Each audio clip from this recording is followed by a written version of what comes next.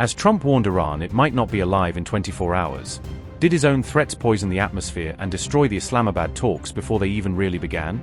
When JD Vance sat down in Islamabad, did he walk straight into Iran's fury, hearing to his face, "We have no trust in you" from Tehran's top negotiator? Does Mohammad Bagher Ghalibaf's blunt warning to Vance expose just how raw and deep the distrust is at the peace table, despite all the talk of good faith? And has Trump's 24-hour doomsday threat backfired, pushing Iran to harden its stance exactly when the ceasefire clock is running out? With the April 22nd ceasefire deadline approaching fast, Iran is openly laying bare the deep distrust that still shapes every word of its dealings with Washington. Parliament Speaker Mohammad Bagher Ghalibaf has now gone public with inside details from the Islamabad talks, describing how the atmosphere soured over trust. He told Fast News that he looked JD Vance in the eye and said, "We have no trust in you," making clear that Iran sees US promises as fragile at best. Ghalibaf cited Trump's 24-hour Truth Social warning, that Iran had only hours to agree or face catastrophe, as proof of classic US pressure tactics.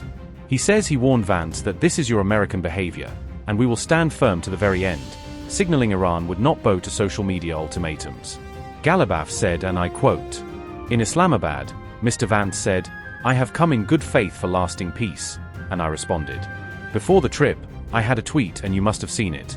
There I wrote that we too are heading to Islamabad with good intentions but with distrust.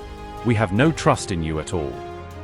I told him, "Your president tweeted that if they don't decide to negotiate within 24 hours, it's not clear if they'll be alive. This is your American behavior, and we stand firm to the end." Unquote. On April 18th, Ghalibaf said Iran's policy toward the US is strictly commitment for commitment, meaning Tehran will only move step by step, matching any American action in kind. Iranian officials added that the Strait of Hormuz will stay restricted as long as the US keeps its naval blockade on Iran's ports, tying sea access directly to sanctions relief. Ghalibaf slammed the American blockade as clumsy and ignorant, insisting that Iran itself depends on Hormuz for trade and will not accept being strangled at its own doorway. Our policy is also step-by-step action, commitment for commitment. They take one step, we take one step. It should not be the case that we fulfill our commitments while they do not.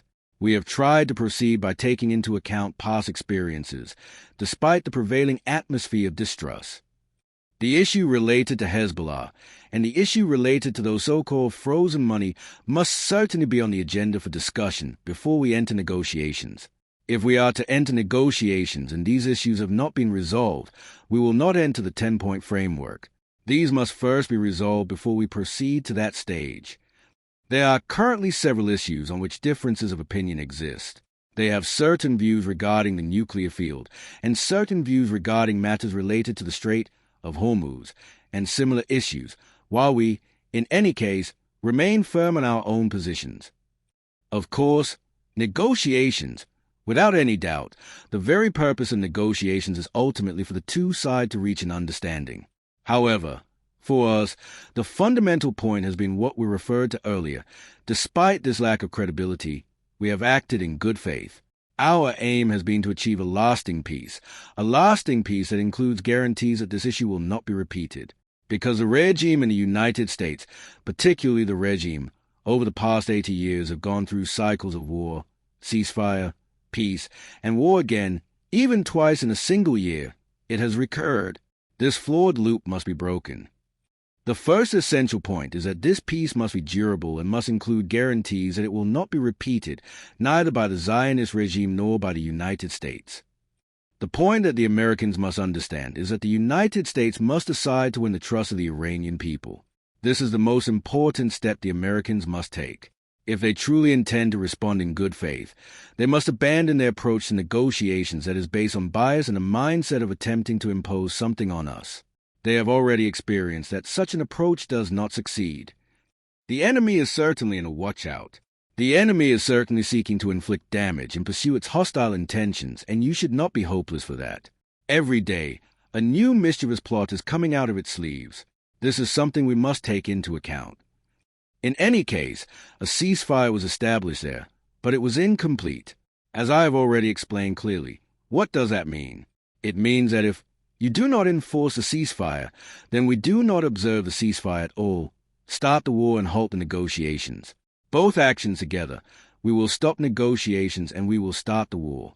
They have only partially observed the ceasefire in a half-hearted manner. That is also due to their deceits. However, we have stood firm, and ultimately they accepted it. For this purpose, we closed the Strait of Hormuz. We even stated it to them explicitly. We will close the Strait of Hormuz, and we will certainly pursue war. We will utilize all our tools. In this way, we were able to impose our will and our demands.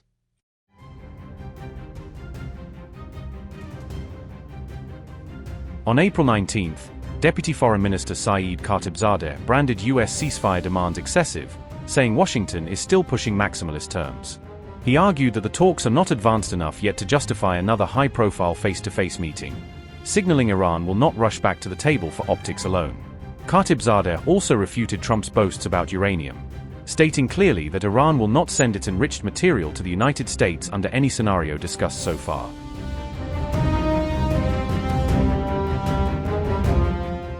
Amid all this diplomatic friction, new reports say Israel and the US are quietly preparing for the possibility that the ceasefire could suddenly collapse.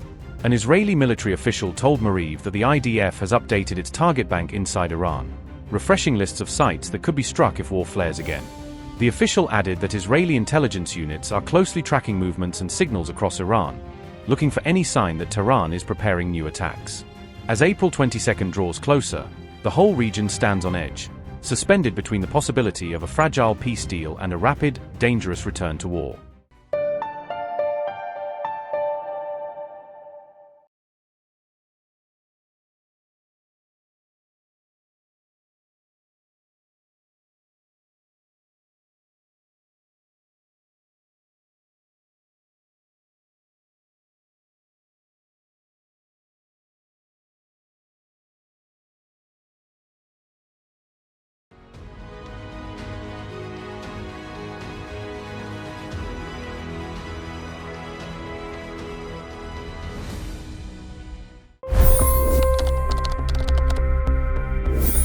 $25 crore गरीब गरीबी को परास्त करके बाहर निकले।